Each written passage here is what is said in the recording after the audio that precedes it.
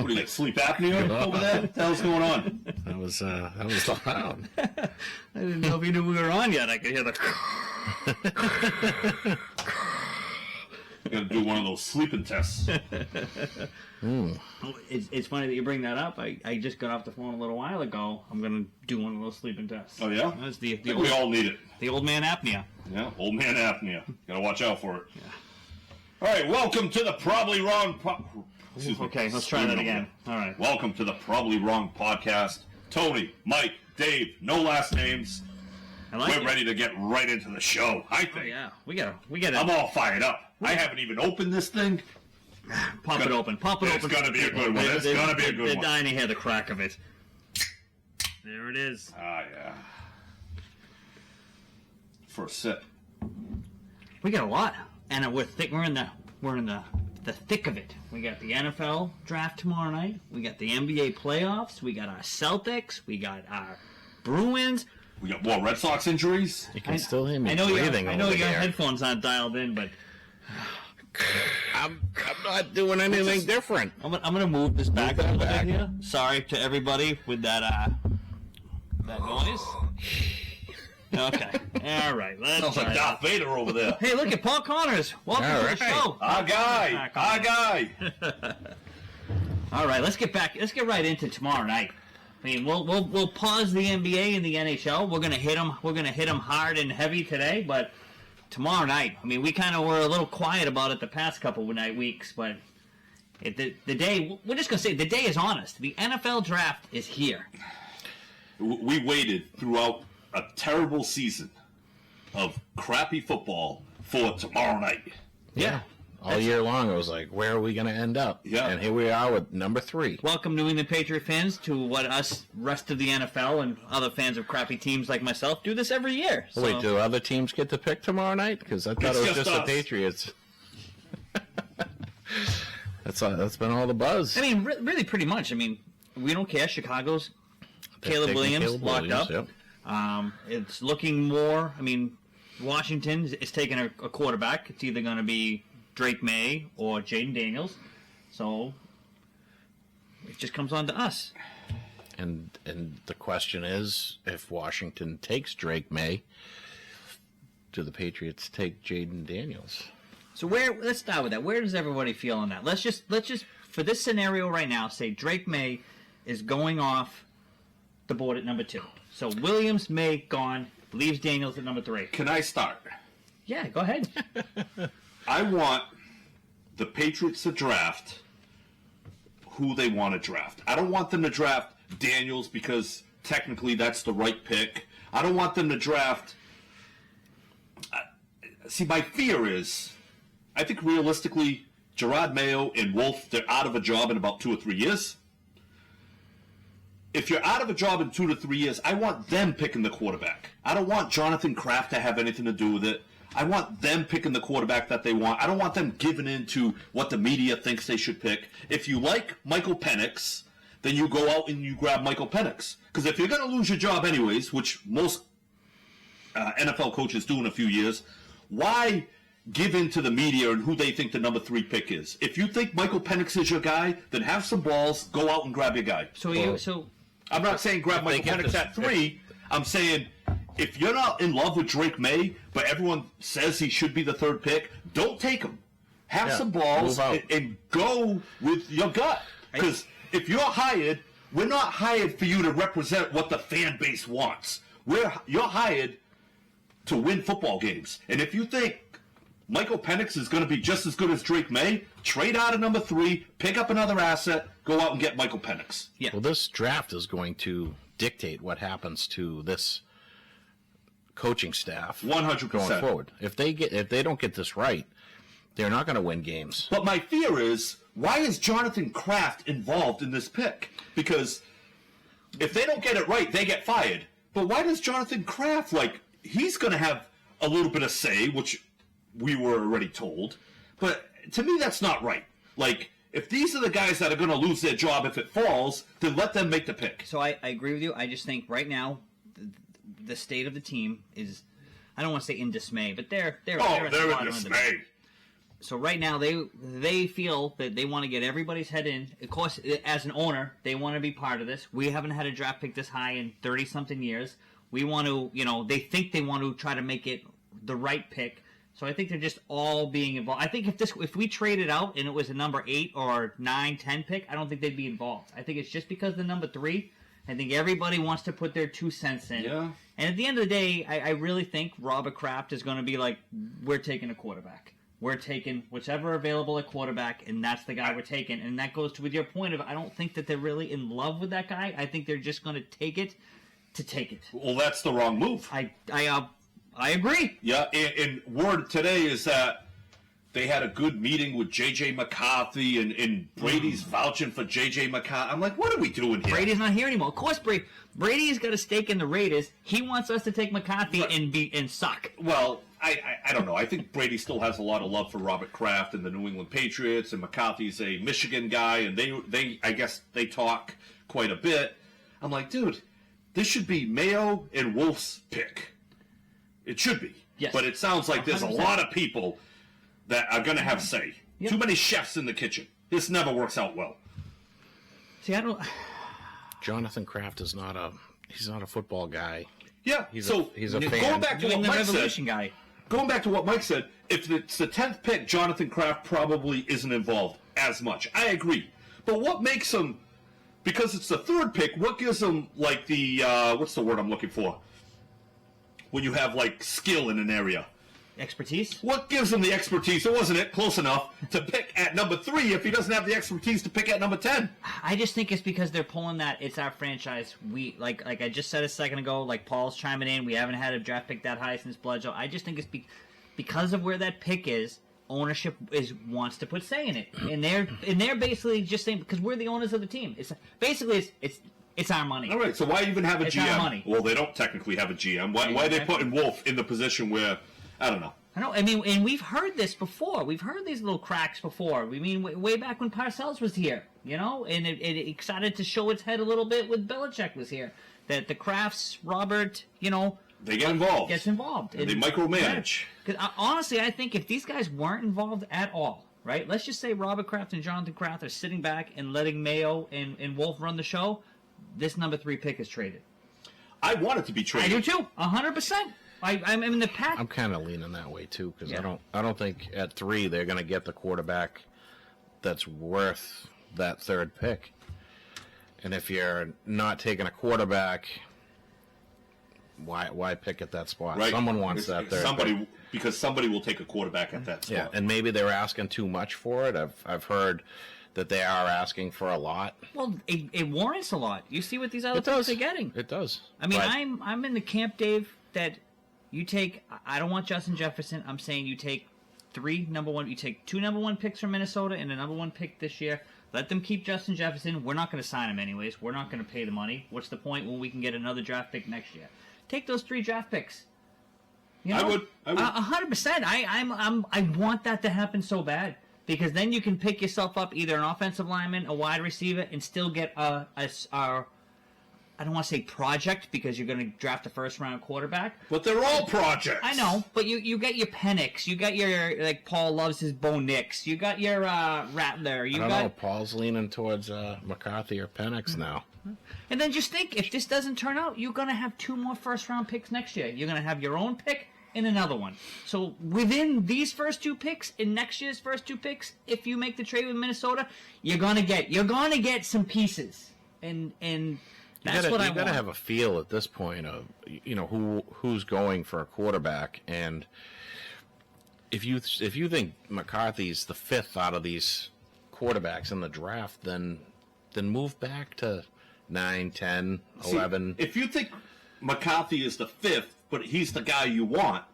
Ugh, sorry. But I know he's not the guy I want. But if he's the guy that you want, I don't even mess around. Just grab him at 3. Because there's nothing more valuable in pro sports than a franchise quarterback. And if you think he's the guy and you fell in love with J.J. McCarthy, just draft him at 3. Don't mess around where I'm going to trade back with Minnesota. Then I might have to trade back up because here comes this team out of nowhere. Just grab him at 3.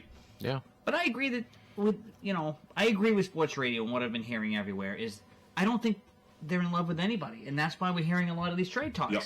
You don't hear the Bears talk about anything with trade with Caleb Williams. No, because the Commanders, you don't hear anything with trades with that. You're hearing trades from not just local media, national media. So they don't love Bears anybody. Pick has been made since like week 2 last year when the Bears were just terrible and knew they were going to end up with the top pick. The second pick with Washington, I mean, yeah, this is a tough one. What are they going for? Well, they have choice. Right. And I think they're going to. I just think the way things are leaning, they're going to go Drake May. Really? I think they're going to go Drake May. Oh, I'll take Daniels here all day. So if we get that number 3 pick, I'll take Daniels. I'm saying go for it. Any other scenario, I'm just pleading that they trade it away. I like Daniels. I've said it. I can't go back on it. I've said it every week for the past 8 weeks. I like Daniels. So I got to live and die on that hill. I really hope that he doesn't suck, because I know people want to. I think he's worth that pick because that's the potential home run, right? Yeah. Where I don't think J.J. McCarthy, even if he develops, is a home run hitter. Yeah. No, a lot of the talk is that he's the safe pick. A game manager, maybe. Yeah, he's high percentage, short throws. You know, he can throw the ball long, but not. He doesn't have the big arm. Yeah. Which obviously can be developed, but to a certain extent. These guys, like you said, these Mac guys. Jones never got any better with that arm. They have Still to fall in love with the player to pick him at 3. And I mean, if they love McCarthy, then so be it. You know. I don't want to. I'm trying to use different words than what you just said, but you know what? You're absolutely right. Just fall in love with the guy and take him, and then stand behind that guy and be like, "This is our guy." Yep. No. And your job is dependent on that guy. I mean, you're either going to win games with him, or you're going to lose your job. You're going to lose, and you're fired. Yeah. So, I mean, I've heard a lot of McCarthy talk, and then more recently Penix, and he came in for a sit down, and I heard he wowed a lot of people. He's been wowing a lot of people everywhere. Yeah, but what makes me nervous is sometimes after the season's over, these people, their stock goes up based on interviews. I'm like, dude, I don't really care about the interviews. I care more about what I see on the football field. Yeah. And a lot of times, like, yeah, we really liked his personality, and I'm like, yeah, it doesn't really matter. I mean, you don't want a scumbag as your quarterback, as your face of the franchise, but at the end of the day, if he doesn't have a great personality, Brett Favre is a dink, but you know what? I'll take him on my team. We just dealt with Belichick. Yeah. For 20-plus years. No personality. Right. Though, let me break this for a minute here. I know we say no personality. I know I can't stand him, but I'm going to speak out of the other side of my mouth right now, because a whole bunch of news just came out that he's going to be he signed $1 million deal to be with the Mannings on their TV show, which I think is great. He's doing like a podcast, and I think he's got enough personality for that right now. When it's all about him and it's his thing. I think you're going to see a different side of Belichick. I think so too. Yeah. There is a fun side to him that all his ex-players talk about. We don't know. Right. But you know what? It's not our job to know it. It's our job to watch them win football games. Yeah. I mean, we hear what the media has to say about him, and you don't see him personally. The media can't stand him because he just gives them nothing. Yeah, exactly. Yeah. And I don't blame them. Right. I mean, you give them a little bit of fuel, and they'll run with it. They turn stories into something that should have been nothing. They make it huge, and just causes more distractions and issues. So he just kept it in house all the time, and all these old former players are coming out, supporting him, bashing the dynasty. I just think that I know you love the dynasty. But I just think a lot of them are bashing it because it's the right move to make, because they look like dinks and they want to save grace. I don't think so. I sounded really bad. Let me get control over this. I feel like there's only their videos were kind of manipulated a little bit. Like, we'll take 4 hours of videos. Well, yeah, that's how it works. But there's only a handful of players that I've ever really heard say that they didn't like him or didn't like playing for him. And I mean, Asante Samuel is probably the most outspoken one. Right. about him. Wasn't Lane Johnson also one? Yeah, remember he came out with those comments. It's not fun there, guys. After they won the Super Bowl, after the Eagles I mean, won. the last few years, there was a lot of talk about it wasn't fun. Yeah. But that's just a different Hey, maybe. different breed of players coming in. The first round of players that were with Belichick in the early 2000s were the Brewskis and the Harrisons and Different stuff like breed of that. people. Yeah. They weren't there for fun. They were there to win It just football shows you how games. society has changed. Sean here chimed in. He wants us to do a live draft show tomorrow night. There have been talks of maybe a exclusive YouTube and podcast only draft recap show. There have been talks. You know, our agents are working behind the scene. We'll see if we can come up with. Yeah. What time's the draft start? I'll see the first 10 picks. And That's what I was gonna say. I might make it through the Patriots pick. If they trade back to 15, I'm probably not gonna see it till the morning. But let's go back to the draft for a minute here. So once we get this first pick out of the way, we have, I don't want to say a plethora, but we got a good amount of picks the rest of the way. I want to see some offensive linemen on this team. We need some help. There's nobody out there. What are we going to do? We need to get some protection if we draft a quarterback. Yep. Or we need to package to get back up into the first round, package something, and get something. I mean, if we draft Jaden Daniels, we need something to protect Jaden Daniels. I don't think Jaden Daniels plays right away. I think Jacoby Brissett is here for a reason. We need to protect Jacoby Brissett then. Yeah, well, But I also made the point a while back. They need to take a stud wide receiver because they have a lot. They can't sign one. No one wants to come here. You have to force someone to come here, and the only way to do that is to draft them. Or if Jaden Daniels develops, then they're not going to come here and play with Mac Jones. No. Right? Brissett. Right. But over the past few years, no wide receiver is going to, and they're all divas, I want to go catch passes from Mac Jones. That's just not going to happen. If Daniels develops, then maybe. But right now, he's not developed. So in order for us to get a legit number one receiver, it has to come through the draft. So we need offensive linemen. We need wide receivers. Yeah. I'd like to see picks 2, 3, 4, 5 kind of go in that direction. Yeah. You know? So you're saying no one wants to come play with Zappy? I mean, No.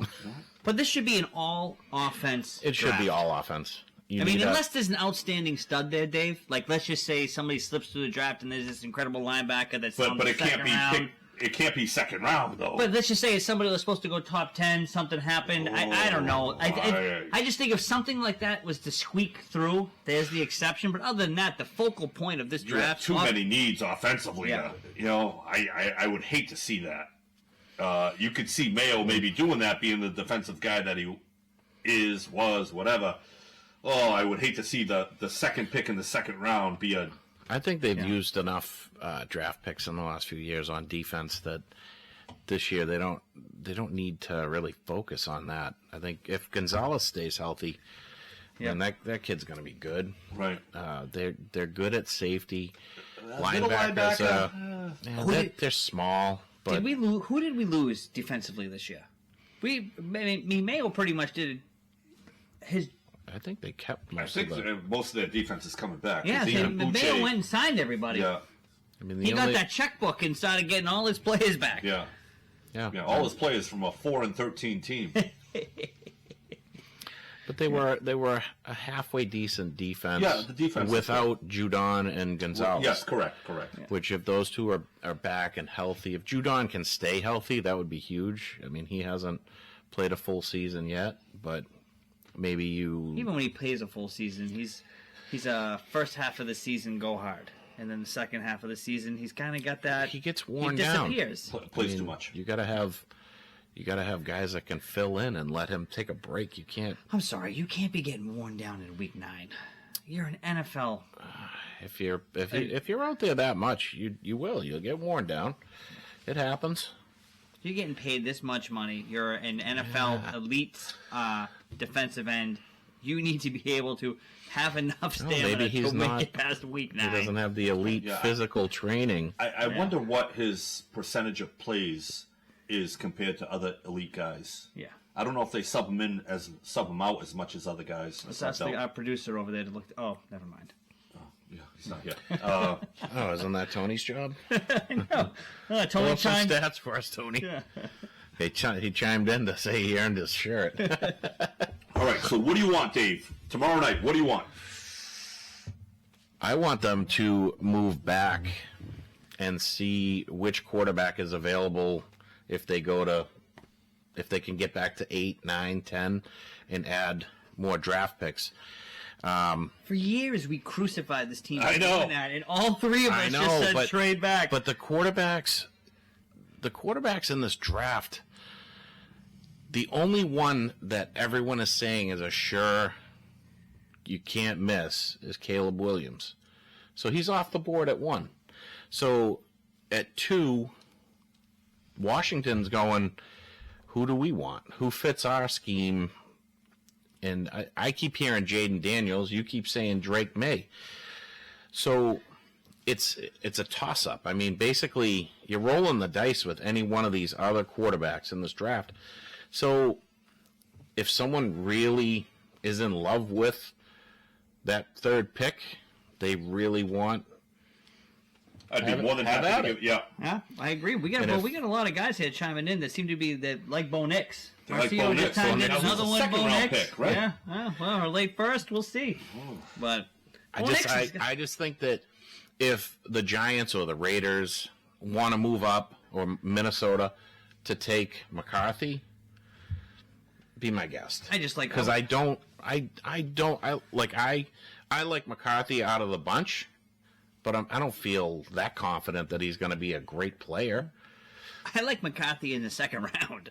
I don't know. Originally, where all of a we sudden talked about that. Oh man, that he was a second round pick before. If he was still available as a second round pick, I'd be taking a wide receiver or a lineman. And that's a perfect example of we watched this guy play in college. He's a second round pick. After the draft, he gets elevated to potentially the third pick overall. Makes no sense to me. Like, what can you do after the games are played to bump yourself up 30 picks? It makes no sense. It scares me. And the Jaden Daniels thing, right? He's another one that kind of moved up the ladder after the season was over. But I look at him, and he's small. He's from the South. Is he going to play well here in the cold? Yeah, I don't. I don't think he. I don't. It does. But this is what happens to guys that play in the South. Yeah, you get look at the entire Miami Dolphins team last year when they went to Kansas City.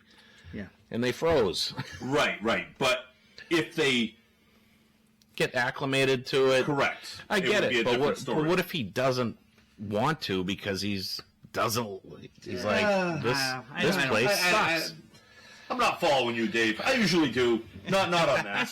That was a reach and a half. It is a reach. The thing I like about Daniels at number 3 is he's a freak athlete. And when you have freak athletes, the upside is much higher than something like McDaniels. JJ. He looks fragile to me. Oh, yeah. He does look a little small. He kind of reminds me of Chris Bosh back in the day. Just very narrow upper body. Great ball player. And that's why I say, if Washington takes Daniels, I think they're kind of doing the Patriots a favor. Because now it's like, all right, do we love May or do we move out? It makes your decision a lot easier. And then whoever wants May, here it is at number 3. What are you offering? I think if May's available at number 3, the draft package becomes so much higher because I think a lot of people in this draft love May, including Robert Kraft. So I don't know. His upside is supposedly better. His frame, yeah, he's a big kid, right. 6'4". He's got the size. He looks like the prototypical quarterback. Right. We got a couple. Marcio Cardoza here says, I agree with him 100%. He goes offensive line pick and then a wide receiver for the next pick if we in the trade. I love the offensive line. I think we all agree with you there. Paul Connors, if they trade back, only QBs that will be available is Penix, JJ, Nix, and Ratcliffe. I think all and that I'd be fine with those. Yeah, if they're available in the teens. But like an offensive line, we've talked about this a million times. Most of those guys they're good. Yeah, they're ready to play in the NFL right away, and they last in the NFL. Yeah, the quarterbacks, the running backs, you draft them that high, and if they fail, you're screwed. You know, especially with a quarterback, if they fail, it's always a bust. Yeah. Yeah. At least a running back, he might not be as productive. At least you can use him a little bit. Wide receivers, you can use them a little bit. If you fail on a quarterback at number 3, it's a wasted 2 or 3 years. Yeah. But I mean, how many? Let me think about it before I say it. But Zach Wilson, Trey no, Lance. No. I'm talking. I thought you just said running back if they fail that high. I'm trying to think how many running backs have ever failed that were drafted. That Running backs high? don't fail that high. Yeah. Because you, at the very least, they're serviceable and you get to use them. Yeah. It's the quarterbacks. When they fail that high, you get nothing out of them. No, running backs have turned into like a. They don't value them as high anymore. Right, so right. you're not going to see running backs go in the top 10 those days anymore. are over. Unless they're like a Saquon Barkley superstar. was the last of that, right? I'd have to say so, Number 2 pick but I don't overall. know for a fact. Don't look to me. I'm not quick Yeah, at that. No, I was hoping. I think you those know, days are over. A running back being a top 2 or 3 Yeah, pick. I mean they've fallen off in the pay scale. You know, Yeah. they get done with their rookie contract, and then they're looking for huge money, and the teams are just like, go Yeah, away. get out of here. Yeah. I'll grab We'll a draft third-round another pick. guy. Yeah. Round 1, pick 8. Bijan was the number 1 pick last year. Okay. Yep. That's right. Bijan Robinson for the Falcons. I should know Oh, that. yeah. Why are you a Falcons fan? Fair weather. Really? Weather hasn't been that good. No. Guys, you got to understand something. I know a lot of you are Patriot fans, and that team won forever. When you're a fan of a bad team, you love that team, but you also get to experience the rest of the NFL, and you have an appreciation because your team never plays in the playoffs. Yeah. And if you're a football fan, you watch and enjoy other Yeah, guys. that's the thing. When I was a kid, I was a Detroit fan, and they were terrible. Yeah. And the Patriots were never good when I was a kid, so it was tough to get into the Patriots. Yes, am I a Patriots fan? Of course I am. But I mean, I love football in general, so you know, I'm a fan of all of it, really. It sucks watching the Patriots do what they're doing right now. Oh. But we also got 20 years of winning. Like, Yeah. who else can say that as a fan base? Nobody. Not too many. Nobody. No. I mean, no. The Steelers are consistently a winning team. They Yeah, they are. pull out a Super Bowl every 10, 12 years, whatever. But these other teams, I mean, the Dallas Cowboys, 3 and 4 had it. years in the 90s. Let me get to some of these now. Manny Reyes. Jaden Daniels is a Cali kid and played in Arizona for the first couple of years before coming to LSU. He says don't underestimate him, and he'd take him before May and Penix. We all agree with Yeah, you. yeah. Yeah. Also And keep an Manny's eye from for Louisiana. Michael Pratt out of Tulane. I've heard the name. I think he's. I don't know. Isn't he smaller? Yeah. And Sean Curvin is really wanting to talk Red Sox. Really? Why? Three Yeah, times why? now. We're gonna. Well, they swept the Pirates. Another big injury today for the Red Sox. Yeah. They're falling apart. But, Brian Bayo. yeah. So, It's all right. let's finish up on the Pats. So we're all in the same camp, and we see a lot of our viewers are in the same camp here. That if depending on who's available at 3, let's trade this pick away. You know, I think the majority is a Jaden Daniels. So I think we'd all be happy if they drafted Jaden Daniels. I just think, like I said, after Caleb Williams, that every single one of them is rolling the dice. You can sit here and tell me this and that about that guy and this and that about that guy. It doesn't matter That's until why he gets on I'd- the field in the NFL. I'd rather roll the dice with Penix and pick up a wide receiver or an offensive lineman to go with it.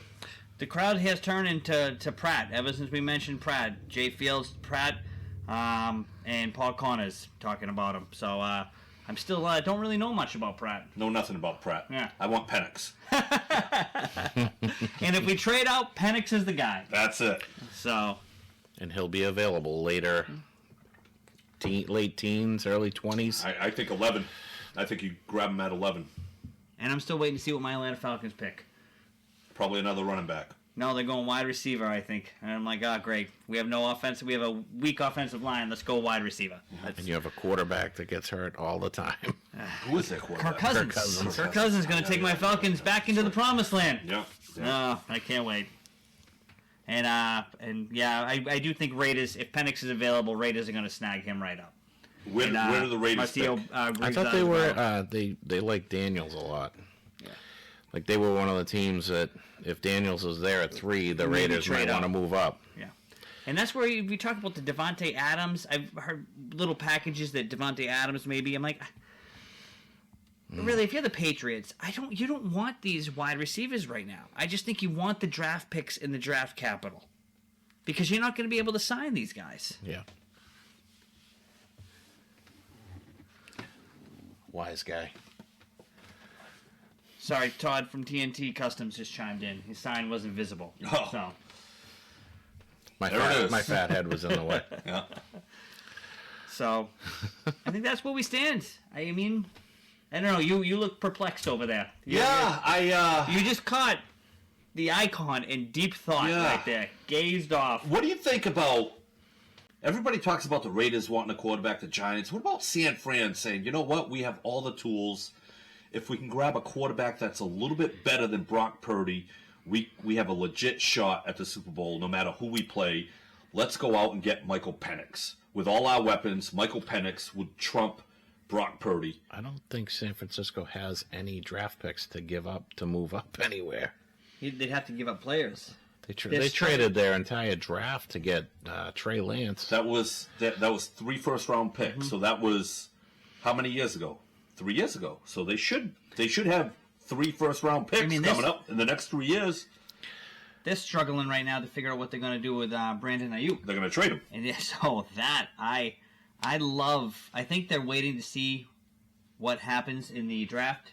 I'm sorry, the Patriots, because I think there's been too much noise and things linked with Brandon Ayuk to the Patriots. I think I mentioned that a few weeks ago. You mentioned I'm a firm believer in sports. Everybody can talk and everything, but where there's all this smoke, not to sound really cliche here, but where there's smoke, there's fire, and there's a lot somewhere.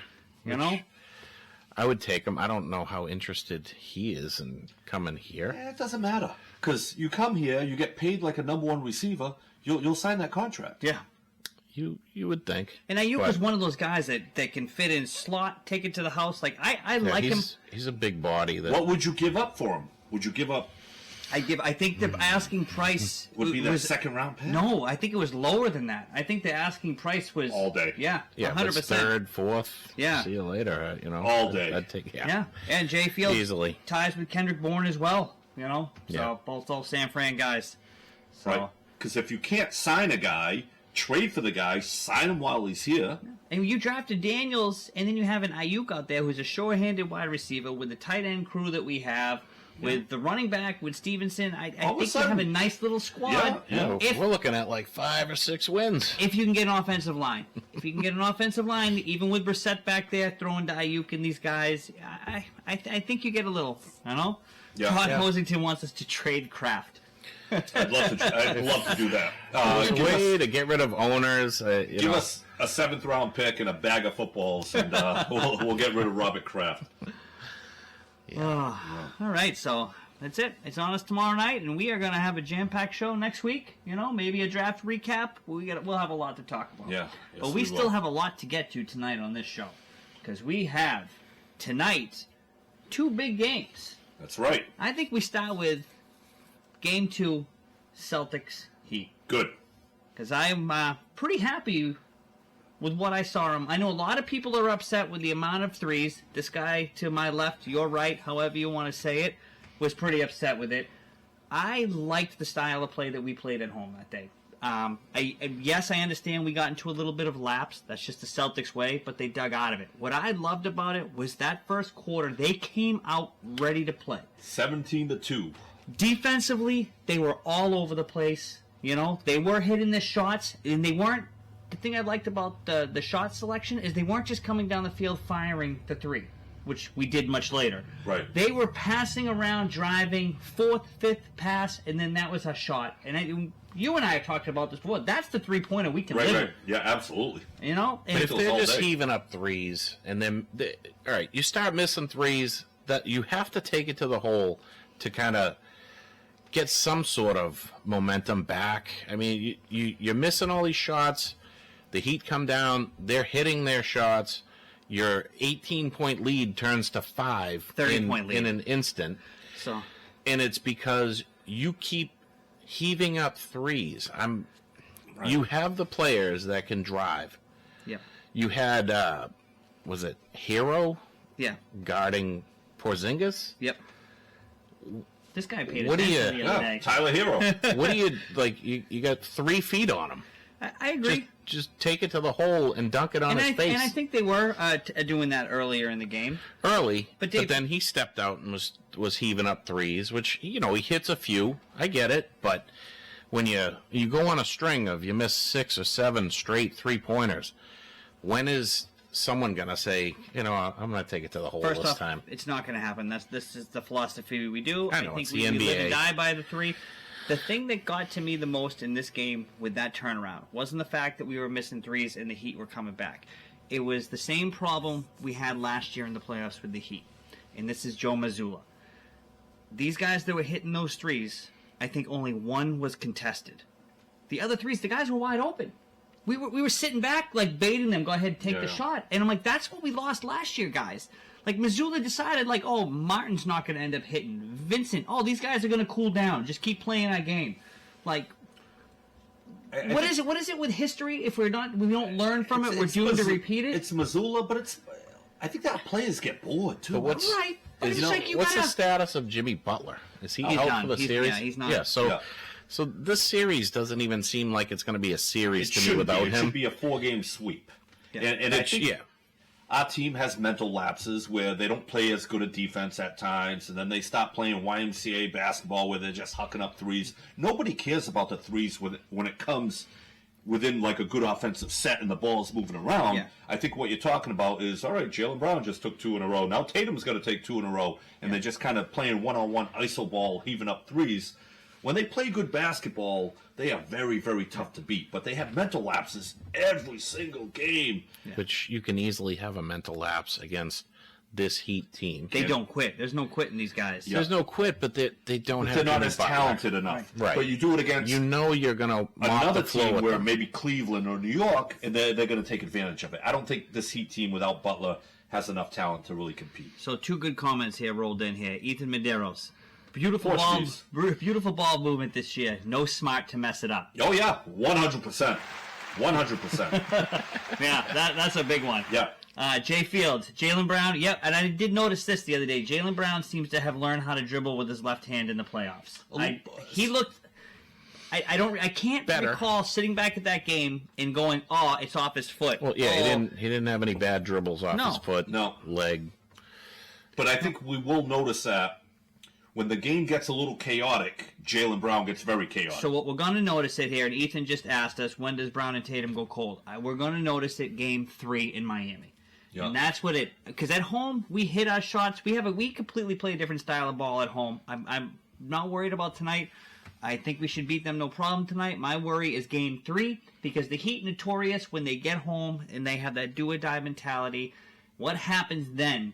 Are we going to keep shooting the threes when they're not going? Or are we going to finally go Tatum, Brown, White, Holiday, Porzingis? Just take it to the hole. Right. And one thing about our team this year, I think Tatum is a better facilitator this year than Yes. he was last year. I mean, he just showed it. Yep, triple-double. Yep. We have Porzingis, we have Drew Holiday, we have veterans that can kind of take on the workload if Jalen or Tatum are struggling. And what did you think about, I mean, I don't want to give too much to the bench, but Sam Hauser and Pritchard played meaningful minutes. Absolutely, yeah. In past, when those guys, we'll just go with Pritchard. When Pritchard was out there last Yeah. year, in the year before, you're like, It was a liability. A He was getting killed. I mean, he had that Yep. chip on his shoulder, Yep. and I'm like, this guy, I'm no longer worried when he comes Right? out. No. He had a very good year. Hauser had a very good year. I would like to see. I mean, they went with an 8-man lineup.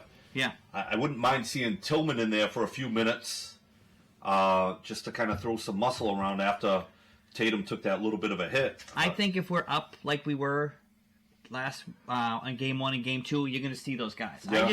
I'm a firm believer that they played those guys so much game 1 is to make sure they had their legs, because Yeah. they had 10 games off. All right, okay, They wanted to Yeah. make sure they had their legs still under them. They wanted to get into a little bit of rhythm. Yeah. And especially when it was working, let's keep these guys out there right now. And if we're up like that in game 2, we're good. We're gonna put our bench in. Right. So overall, we got to be happy. You know, you're up 1-0, and then you got to take today, and you got to take the series in 4. You can't risk a rolled ankle or something like that. You got to take it in 4. Because the Knicks, the way they're playing, I mean, we're not going to play the Knicks next, but I think they get Cleveland or Orlando, I think, right? Yeah. So you got in this playoffs this year, Celtics by far the most talented in the East. In the East, yeah. But you got teams like the Heat, the Knicks, Cleveland, even Orlando, even though they're having trouble. I'll get to that in a minute. Indiana. These teams are scrappy. Yeah, exactly. they play hard. None of these teams that give up teams. Yeah, they play Milwaukee and Philly, those are you give up teams. Yeah. And we just saw that the other night with Milwaukee and twice now with Philly. Yeah. There you get these other teams. They're gonna doesn't matter. They think they can win, and that's the worst. Well, Milwaukee's also without their number 1 star, and Philly's without their number 1 star. But typically, no, they're not. Philly has their number 1 and number 2 star. Embiid. Yeah. Embiid played last game. 33 points. Oh, no kidding. I didn't watch last game. Yeah. Right, because I know he hurt his knee game 1 on that dunk. But Milwaukee is known as a diva team without Giannis, and Philly's also kind of known as Embiid has been known to kind of like choke and give up. Where these other scrappy teams, they're not going to give up. No, they're not going to give up. I mean, we want to do a quick wrap up here because I love the NBA so much. The Phillies Knicks game. Did you watch that at all? I didn't. I just told you. I'm sorry. I did see the highlights, but that was late in the game. That's what I meant to say. Did you see the highlights of that? Yeah, it's coming, Paul. The end of that meltdown with that team. Yeah. With Jalen Brunson hits the 3-pointer, Maxey couldn't get the ball, fumbled the ball, and then DiVincenzo hits the other 3. It's just, and then listening to Embiid and these guys just complain. You know, dude, just play the game. Yeah. Just play. Stop bitching. Oh, it's LeBron bitching. I think just shut up. My favorite thing right now that I've seen in this NBA playoffs, and that really much the second half of the season, is the refs really swallowed their whistles. Yeah, sometimes too much. But I'm like, just let them play. Yeah. As long as it's going both ways. Yeah, it's got to be consistent. Yeah, it's got to be consistent. Yeah. Yeah.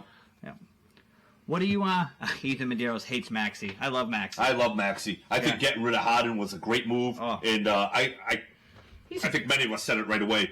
You're going to see Maxey develop with Harden out of there. I mean, he's just a good player. He's always playing with a smile. I mean, after this game, when Embiid and Nurse were talking about the refs and complaining, I can't remember hearing Maxey say anything. He plays, in my opinion, he plays similar to De'Aaron Fox, just a fast, chaotic speed that nobody else. I love watching Maxey play, and he seems like a likable guy. Yeah, that's the best part about the series is Brunson and Maxey going back and forth. Yeah. I love it. I think it's good For basketball. Ethan, it's just a Philly thing. I can tell. If you're from Philly, he hates you.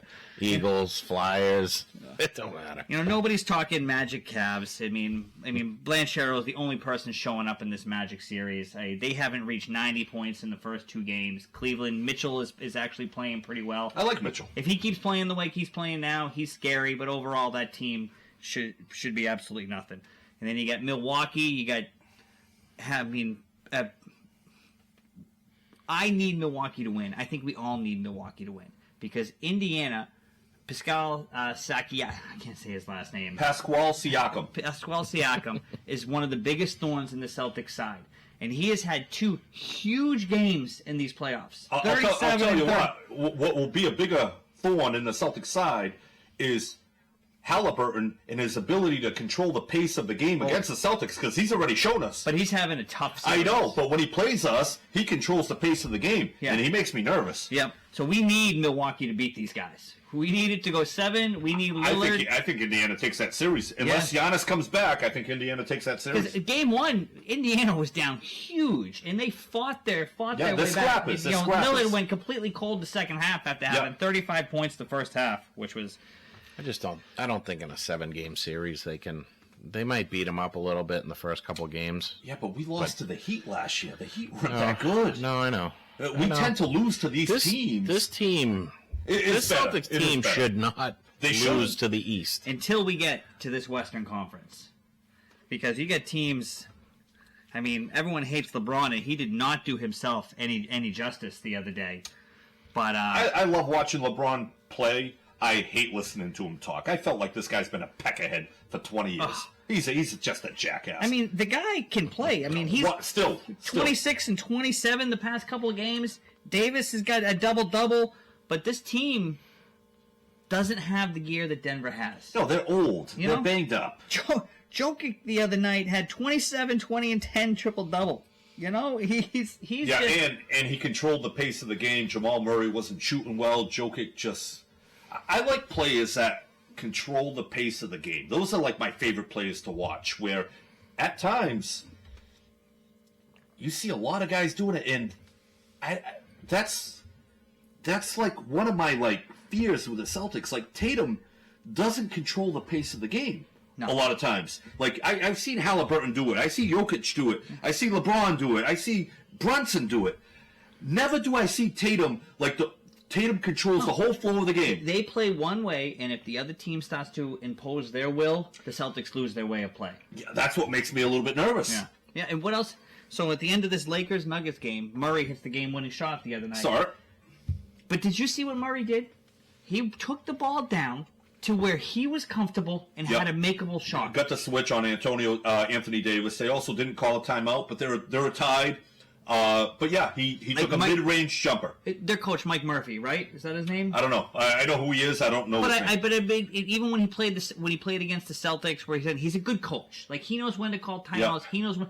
Like, he knew what to do. Yeah. His guys knew what to do. Yeah. Not take a stupid shot. Take it down to something's makeable. Yeah, and the fact that as I was watching that game, Murray knew what he was going to do. Every player on that court knew exactly what was going to happen. When it's Celtics crunch time, nobody really knows what's going on. Yeah. It's like an ISO, Tatum jacking up a three. It's not the best shot. And that's the coach. Yeah. Yeah, that's 100% the coach. So, this Timberwolves-Sun series, Anthony Edwards, this whole Timberwolves team, which I thought their youth and inexperience would be against them, I think it's working for them. I mean, they're now up 2-0 in the Suns. I mean, they're shutting down Bradley Beal. Booker's not getting off. They're the way they're playing defense.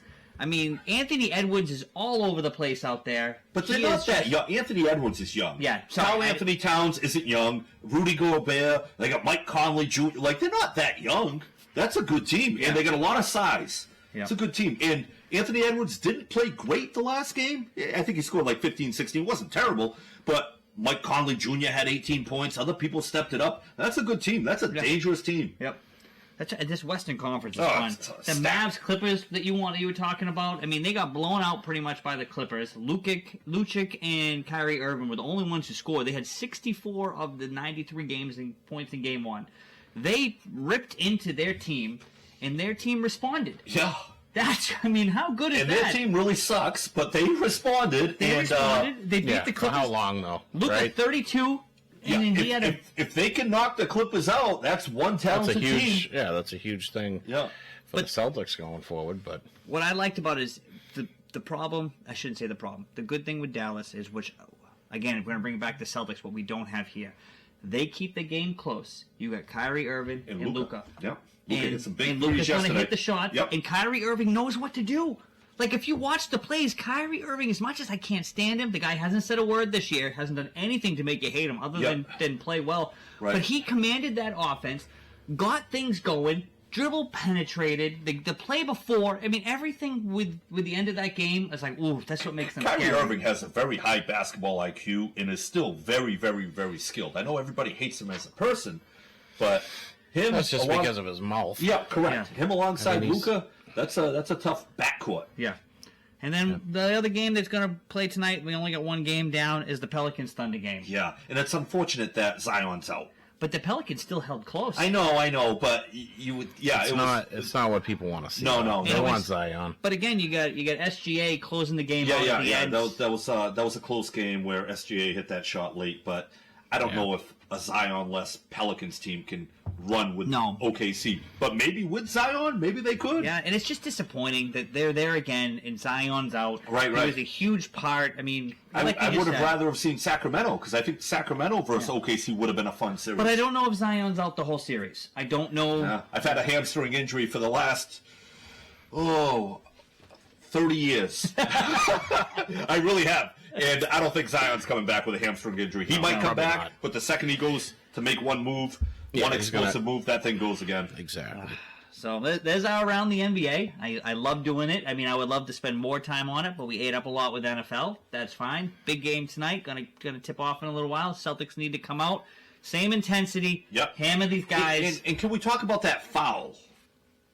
Right? Because I think that was kind of talked about a little bit. Miami is going to have to muck up this series. But one quick thing to type in here to get back to. Manny Reyes says Zion may be back by Game 5. Ooh. So that's a huge. If they just need to eke out one win. Might be over by then, but Pelicans need to we'll eke see. out one win. Yeah, that Too would be little, tough. too late. Yeah. But yes, that foul, I believe it was a dirty play. If Tatum was going up for a layup, and that's what that guy did, he would have been kicked out of the game. Yeah. But because he's going up for a rebound, they just kind of, I don't know, it's just dirty. And I think Miami is going to try to muck up the game. And usually It was their right only after chance a of winning. timeout too. Down. It was Yeah, right down after a 20 timeout. points. That's what made it look even worse. That's their only chance of winning is to try Yeah. to take one of these guys out. But see, Right. It's just messed up, though. It's messed up. Yeah. Yeah. And I like it that Jaylen Brown and those guys stood up. I like it that Tatum walked it off. I'm happy that Tatum didn't get mixed up in it, and I'm happy that the guys came to his aid, which was great. Right, but let's get Xavier Tillman in the game and make sure they don't do that again. Yep. Because like, let's get Luke Cornett. A lot of our guys are kind of like, how do I put it? Not that guy. They're not that guy, Yeah. but Xavier Tillman might be that guy. So we need to. You got to protect your star players. You can't have him taking out his legs. No. Right. You know, because if he lands on that wrist like he did last year, The ankle last year. the ankle We already last saw year, what Game happened. 7, right? Anything could happen. All right, I think I'm out for this segment. No, right? no, you've been watching. You are in. You were watching. Oh, man. I know you were. You I were gotta commenting pee. on the Yeah, other yeah. night. No? I mean, this is big this right is, now. I think Big this. time moment. Yeah, this is. I mean, other than Sean and a couple people waiting for the Red Sox, I think people are. You know, Who? Who? What? Oh, Bruins? Yeah. we have a huge Game 3. This might be the series. This is big. I like your take on that. It might be. Could be the series because You lose tonight, you got Olbach next game. I tell you what. After that last game, I got frustrated with the coach again. yeah. He's doing what he did last year and changing his whole scheme going into the playoffs. What was the scheme? Was he going to alternate? I'm not even talking about the goalies. Okay. I'm just last year it was the goalies. He decided to go with one goalie, but this year he's shortened his bench already. You're in Game 2. Yeah. He's rolling 4 defensemen out there. You have 6 on the bench. I know one got hurt, but the 6 you have on the bench, I mean, they're just getting Grizzlick's getting tossed around. They're sitting him tonight, which I heard earlier, which made me happy. So the pairings are out. Yeah. Lowry, McAvoy, Lindholm, Carlo, Witherspoon, Shattenkirk, Fulborg, and Grizzly. Those are the defensive pairings on the ice. They're going with Witherspoon and Laurie I tonight. don't know. This is what just came out. There's 8 defensemen on there. They don't dress 8. I don't know. Those are the 8 defensemen on the roster right now. But Okay. and if I'm you're just gonna going through what Bruin News put out. if you're gonna put Laurie with McAvoy on the top defensive pairing, Yeah. why wasn't he here the whole time? If he's that good to be on the top defensive pairing, why did they send him to Providence for the beginning of the playoffs? The kid should have been here the whole time. He's over 6 feet. He's over 200 pounds. I've been saying it forever. Matt Grizzlick, love the guy, but he's not big enough to make a playoff run. He was tossed around in the first 2 games, and they gave up a breakaway with 5 minutes left in the game to the league's premier goal scorer. Yeah. You're not going to win games giving up a breakaway. This is the time of year to tighten it up on defense. Yeah. And that was just horrendous. As soon as I saw that, I'm like, there goes this game. Because they really looked flat last game. They were getting pounded. Oh. Ryan Reeves was picking on Grizzlick. And it amazes me that no one's stepping in. I mean, Ryan Reeves is, 6'4", 230 pounds, and he's going after Grizzlick, who's 5'8", 140. So I went back to look at the notes because I felt in this game that they played soft. Do you know they Monday night they out-hit the Maple Leafs? I believe it. 52-45. They out-hit the Maple Leafs. And by watching that game, it didn't look that way to me. No, because the Maple Leafs came out in Game 2. They were probably spoken to about you playing soft. You're not going to beat this team playing soft. Because like Game 1. I mean, that was Maroon's message to the entire Bruins team going into the playoffs. You got to hit everyone every chance you get. It doesn't matter if it's like a meaningless play. Hit them. Because every time they get hit, they think, next time I'm going to get hit. Yeah. One irritation that, to me, needs to be addressed by either the coaching staff or someone is that the book is out on Lindholm. Yeah. You put pressure on him, he throws the puck up the boards. So put a player on the boards to knock the puck down. Now you've got the puck. You can skate in because your forwards have already, left the zone, and they get odd man rushes because of it. And every single time, just watch him.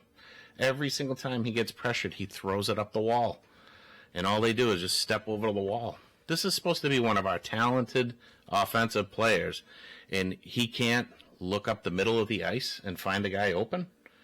He's got to throw it up the boards. Oh, no, I'm going to get hit. Just dump it. Get rid of it. And it's getting old. Infuriating. I mean, Montgomery needs to, pull him aside, slap him, sit him down. Montgomery needs to listen to the show and listen to Dave's takes. I would love it. I'd love to have a conversation with him. Yeah. Paul Connor says he needs a big fight tonight between Reeves and Maroon. That would be awesome. I don't think it's going to happen. I don't think you need that. I want to see Maroon like the first game, putting people in the bench. Just set the tone. Kind of remind me of Tabaki Jones in the Super Bowl, just smacking people around, 2001. And, right? It sets the tone. And Wotherspoon, yes, Paul. Wotherspoon, I don't know why the guy wasn't in the first two games. I've never heard of the guy until this year, but he's played very well, and he's a better option than Grzelcyk, than Shattenkirk. I mean, look at Paul. Paul hit us with some stats on Wotherspoon. I know, 87 hits this year. Paul comes plus 6 rating this year. I don't know. He, for a guy I've never heard of, he's done pretty well. And Fields brings up a good comment here that if we do get by Toronto, right? I'm trying to get back to it here, and I lost it because everything's coming in. Toronto's a weak team as well. What's going to happen if they make it beyond this series when teams are bigger, better, and faster? I think we're screwed because I think Montgomery overreacts when he adjusts, and that's a huge problem. It depends. If they get Tampa in the second round, Tampa's getting older. I think they can win that series. It's going to be a tough one. If they get Florida in the second round, I think Florida just beats the hell out of them, and the only way you're going to win games is if your goaltenders stand on their heads. And speaking of goaltenders, I mean, Swayman looked great in the first game. Allmark looked very good in the second game. He was left hanging out to dry a couple of times, and Toronto is too good of a team to do that. They will bury the puck.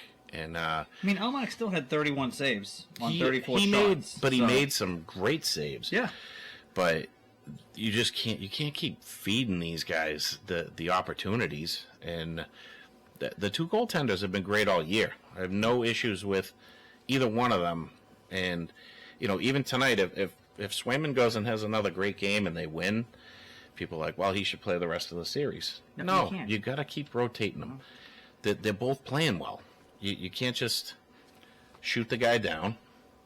So, as much as I would love to see Swayman take over and be the guy, right now these guys they're a tandem for a reason. What? So, I think everybody here wants to hear your take because this guy doesn't watch many Bruins. I don't watch hockey. He dialed in. He dialed in for tonight's Bruins Minute. I will tell you what. In the past, when I see the Bruins lose, it's because they're usually out physicaled, right? People just beat the shit out of them, beat the crap out of them. I apologize. I think they win this series because this looks different than the teams that they've lost against in the past few years, right? It's usually more aggressive and more physical teams. It's a different style of play. I think this style of play is kind of similar to what we play, and I think we should beat them. Yeah. Toronto's How do you like that? soft- Hey! They're a soft team. They did try to add some meat to their lineup to... So kind of like us with Maroon 5, Yeah. right? Yep. And, it worked in game 2. Bertuzzi was in people's faces, which he's a guy that we added last year for a Bertuzzi playoff looks run. good. He does, and he's an agitator, and he's doing a great job of it. And I hope to see him in a Bruins sweater next year. You know what? Usually, Jay Fields chimes in here, and we seem to be we agree with his comments a lot. But you know what, Jay? I don't agree with your comment here. Swayman should play the rest of the series only because he's won every game against them this season. Seems like the team plays better in front of him for some reason. Yes, he's played like that, but what happens if he loses tonight? Right? What happens if he loses the game? You need to keep this rotation going. You hit on it a minute ago. That's what they've been doing all year. You gotta stick with it. And the way I look at it is, if Swayman's going to keep beating Toronto and Allmark's going to keep losing to him, you're still winning the series in 7 games. Yep. So I'll take that, because you got to keep them both playing, because Allmark played better against some other teams that we may be coming up against. So, I mean, what are you going to go with Swayman because he's good against Toronto, and then next series set him down because he's not as good against Tampa, or, keep rotating them for now. To get to his point, when we said it seems like the team plays better in front of him, I think you're just taking last night's game, because I think all season the team played better in front of Omar. If they even played better in front of either one of them, I think this team has been all year long giving up odd man rushes and breakaways at a higher rate than I think I've ever seen any professional hockey team. Never seen as many breakaways against one team as I did this year with the Bruins. Yeah. It doesn't happen. You watch any other games, and there's no breakaways. Game 1, there wasn't really any breakaways. We played, They we hammered up. them, we tightened it, but as soon as our defense got lax and looked like crap, breakaways last game, and we lose. Yeah. That was a great burp in the middle of that. Burp right in his face. I tried. Here's our Bruins burp of the day. Sorry, everybody. It's hilarious. So quick around the NHL. Real quick wrap up. Can I go pee now? Go right ahead. Oh, God, I've been holding Rangers. it all hour. Looked like the team that I've been afraid of. Beating up on the Caps. They got a team that shouldn't even be in the playoffs. It's not even a challenge to them. Yes, the Rangers are great, don't get me wrong. They're loaded. Yeah. They're built for a playoff run. They usually puke on themselves, but they got the Capitals, the worst goal differential in the history of goal differential. And to make the playoffs, it was just on a formality. I'm a little confused on how Detroit didn't get in. They had the Philadelphia same amount screwed of up. points, and I thought Detroit had one more win than Washington, but somehow it ends up Washington. I'm happy with Washington that does not series. belong there. They're going to get swept maybe 5 games. Ethan, you're right. Rempe is a huge fun draw. Love watching it. It's one of the main reasons that I watch these games. He had his first goal the other day. If he keeps It looked playing great. the way he's playing, yes.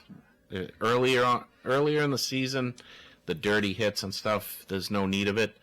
But he's becoming more fun to watch. He's scoring. He scores a goal. Yeah. If that's the way he's going to play, great. Good for him. He might be able to hang around in the league for a while. Hurricanes 2-0 over the Islanders. Yeah, I didn't think the Islanders had a chance in hell. You'd want to talk And about bad matchups. That's a horrible That was matchup. the Islanders are terrible. The only thing they really have going for them is their coach, who I think can build something there. But yeah, they 3-0 lead and they lose 5-3. Yep. Then you got Vegas beating Dallas the other night. Only one game. Can't really read much into that. I like Dallas. No, and Vegas looked good. Vegas came in as a wild card, but that's because they did the Tampa maneuver and They sat Mark Stone for. He had a game. He had a goal the other day. Yeah, he's their best player. He's their fire, and he sat out part of the season just so that the cap worked out, so they could make some trades for some higher end players like Hurdle and Hannafin. And if they win the cup, a lot of people are going to say, well, they just did what Tampa did a few years ago, and hey, the rules are the rules. They're following them. Yep, you got Oilers smacked the Kings 7-4. Panthers handling Tampa Bay. That's why I wasn't worried if we played Tampa Bay. I'm firing through this, Dave. Up 2-0.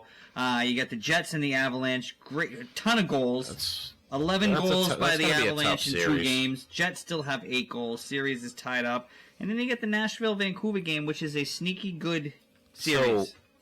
So Vancouver lost Demko. Yeah. And that's huge for them. I mean, they had such a great year, but without him, I don't know that they are that much better than Nashville. And Nashville is one of those teams that they're sneaky good. They know that no one expects them to do anything, so they're just going to go out and outwork you. And if they can score more goals than you, then they're beating you. And without Demko, Vancouver looks like they have a shot at losing that series. Well, NHL playoffs living up to the hype. Yeah, good. McDavid finally 5 assists. Yeah, that was great too. I mean, but they're playing the Kings, Dave. I know it's the Kings. It's going to be the second round for McDavid that really defines what he becomes. So I know we're getting close to the end of the show. Game's tipping off. I know we all want to go, but I do want to touch just before we get off. We need to have a little minute for the Red Sox tonight. Season's over. Brian Bayo just went on the DL, IL they call it now. My hopes for this season, Devers is supposed to be back in the lineup today. My hope for this season is that Marcel Mayer comes up after the All-Star break. Roman Anthony comes up after the All-Star break. These guys get games under their belt at the Major League level, and we're going to start preparing for next year. Next year, hopefully have Devers at third, Mayer at short, Trevor Story at second, Cassis at first, who's on the DL for who knows how long, Roman Anthony in the outfield. I'd also like to see Cedane Rafaela split time between center field, shortstop, second base, because I think primarily that's what he should be as a major league player, a super utility, and I think he's worth all of that $6 million a year if he can play defensively in those 3 positions at a Gold Glove level, which I feel like he can, and bring speed to the lineup. Bat him ninth, and he's worth every dollar that you're going to pay him for him to play defensively and bring speed to the lineup. But these guys are falling like flies, and it's unfortunate because these teams in Major League Baseball aren't that good. None of these teams are that good, so if you just bolstered up this team a little bit, you could be in the running. There are going to be teams in the playoffs that you're going to be like, how the hell did they make it? None of these teams, with the exception of the Dodgers, who are struggling, and the Atlanta Braves, are that good. Cleveland Indians or Cleveland Guardians, they suck. They hold the best record in Major League Baseball at 17-6. They're not a good team. None of these teams are that good. The only other team that you could maybe throw up there are the Baltimore Orioles. Every other team has a ton of weaknesses, and we should have had a better offseason because we could be right in that mix. 100%. The biggest worry that we had going into the season was as soon as injuries started falling, they needed to stay healthy. This team needed to stay healthy. We had nothing behind the starting lineup. And all their top players are going out. Yeah. Their 3 top hitters going into the season were Devers, Story, and Cassis, and they've all been banged up. Yep. Mm-hmm. Thank God for Tyler O'Neill. I just don't think you're going to be. Right now. You're 13-11. You're not going to be competitive that much longer, and it's unfortunate because this would be the year to sneak into the playoffs with 84 wins and then maybe make a run at it because none of these teams are that good. Even the Houston Astros, I believe they're 10 games under 500. For the first time since 2016. Yeah, they're 10 games under 500. Yeah. So, so we'll see. Hopefully they can... Because we're not trading for anybody. No, we're going to be trading out. We're going to be trading out Tyler O'Neill. We're going to be trading out Jansen. We're not trading anybody. No, and you get these other things. And the other problem is, too, with these injuries, is we get a team that's not that good, right? There's no incentive for these guys to hurry up and get back on the field. There's nothing. At some point, you're going to shut down Devers and be like, let's call it a season, right? So, and you're gonna these guys are gonna be like, you know what? I'm gonna make sure that I'm 100% healthy before I get back out there. Yeah. The only good possible thing that comes out of it, I think Cassis, before he got injured a few days ago, had 6 homers, and it looked like the guy that we thought we were going to see. Yeah. Lock him up to a 10-year deal for $100 million.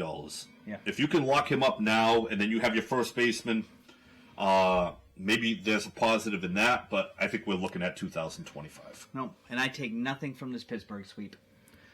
Pittsburgh's not that good. That's another team that has a decent record. They're not that good. Yeah. None of these teams are that good. Yeah. So on that note, All right. Bruins time. Let's go.